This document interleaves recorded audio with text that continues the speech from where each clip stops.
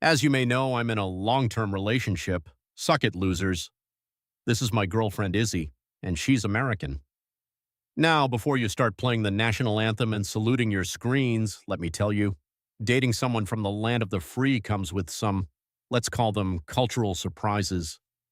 There are a hell of a lot of things no one tells you about international relationships that I had to learn the hard way, but first let me take you back to before I knew what I was getting into, our first date. We had been talking online for a while, and I quickly realized I had feelings for this girl, feelings I'd never had for someone before.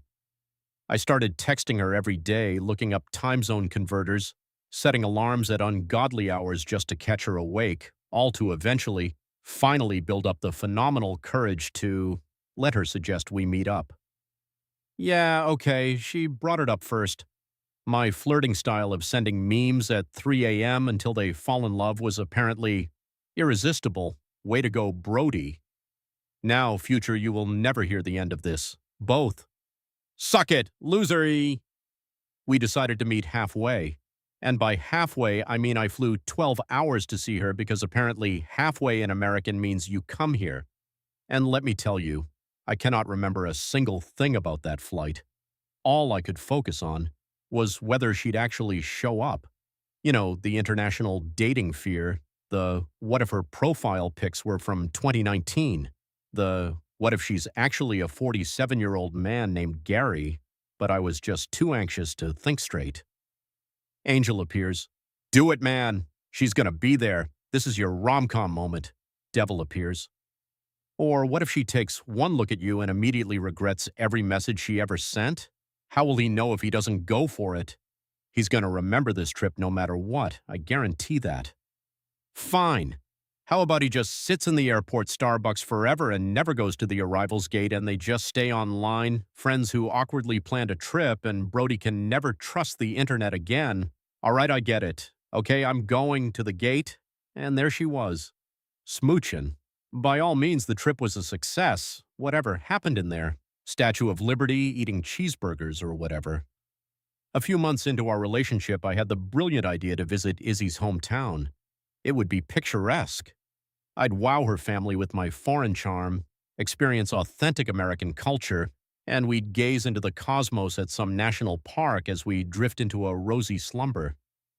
So I packed up my bags and wheeled off to the airport.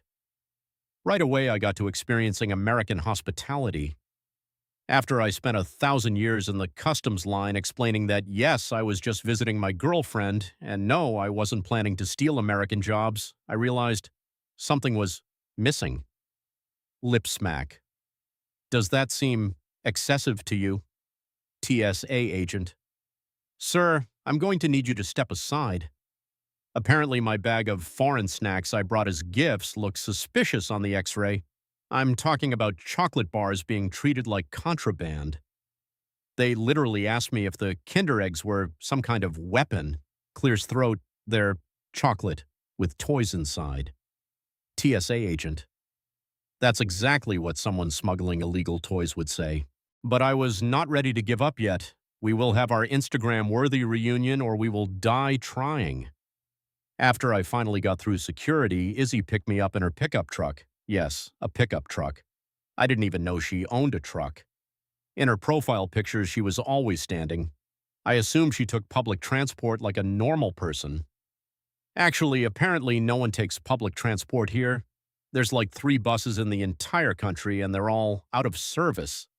Meeting her family was an experience. I tried and failed to understand the rules of American football while her dad explained them to me for 3 hours.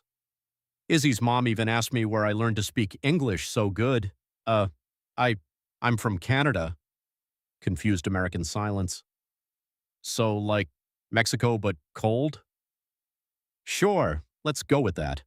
Her family was genuinely lovely, though. They just had some interesting questions.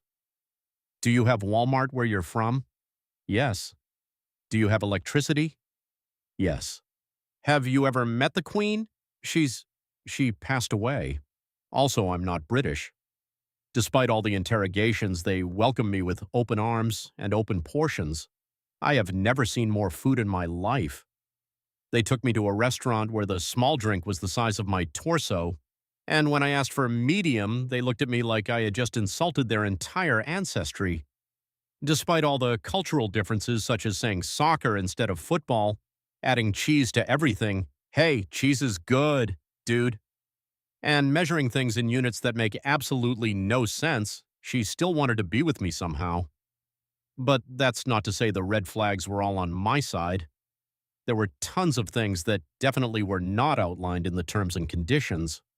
First of all, as a non-American boyfriend, you forfeit your right to opinions about American food. One time I said ranch dressing was a bit much, and I thought her entire family was going to revoke my visa. It's just very tangy. Welp, that's too bad. You're getting more. Well, I didn't ask for what? Secondly, Izzy cannot fathom temperatures in Celsius. This cannot be fixed. I tell her it's 25 degrees outside, and she panics like we're in the Arctic. But the moment I convert to Fahrenheit, she suddenly understands the weather report, hurls thermometer into orbit. Another thing I definitely wasn't prepared for was the tipping. I'm talking 20% tip, minimum, on everything. Coffee, tip, takeout, tip, self-checkout. I swear the machine judged me for not tipping. One time I tipped 15% and Izzy looked at me like I had committed a federal crime. Look, I'm all for supporting workers, but I fail to see how I'm supposed to calculate 22.7% of $47.83 while the server watches me with disappointment. Recently, Izzy and I were grocery shopping together, and I made the mistake of commenting on portion sizes. Now, I'm pretty used to normal human amounts of food, but Americans apparently buy in bulk. So, needless to say, standard shopping carts are not my friend. We knew going in that we'd need a car to transport the groceries, but I wasn't prepared for the Costco experience. Not long after we entered, Izzy just disappeared into the aisles. I immediately sprung into search mode, wandering past pallets of mayonnaise bigger than my childhood home. When I finally found her, her cart was overflowing. Do we really need 48 rolls of paper towels? To which she looked at me with genuine concern. Do you not? So I quickly suggested we scale back a bit. Actually, no, we have 2 fridges and a chest freezer and a pantry the size of your apartment. It's a 2-week trip. What are we feeding? Look, that's just how we do things around here. Around where? Who's we? The entire state? Lastly, a quick PS. A for anyone entering an international relationship for the first time. There are unspoken rules as a partner that you must abide by. You're going to want to write these down. These include, if you visit their country, you will be trying every regional fast food chain, and you will be pretending you understand the imperial system. If you're at a family gathering, just say you love America, even if no one asked. It helps. If they say something is not that far, they mean a 3-hour drive. Somehow this is considered close, so buckle up, literally, go. If they ask, have you seen this movie? The answer is yes, even if it's not. Americans get very passionate about movies and you will be quizzed. Unless they specifically ask you to, don't criticize American healthcare, politics, or sports. Just listen. This is the first thing Brock told me when I got into a relationship with an American, and it's true. This list goes on forever, but this'll hold you over for a few months. Despite everything, I wanted to genuinely say that international relationships are worth it. I talked about all the funny stuff here, but if I talked about everything I love about Izzy, I'd never shut up. Even though I made fun of her country a ton in this video, I really love and appreciate Izzy more than words can convey. She seriously is the best, and is very awesome and cool and pretty, and I would still love her even if she was British. Muffled. I need to know you mean it. Thank you very much for tuning into this Yap Fest. Real quick, I just designed new merch. If you order right now, it'll probably arrive before whatever American holiday is next. I want to give a big thanks to my team for helping me make this video so awesome. Please show them some love. Speaking of love, thank you again, babe, for letting me make fun of your country on the internet. I really appreciate it. Happy holidays. Thank you for watching. Get out of here.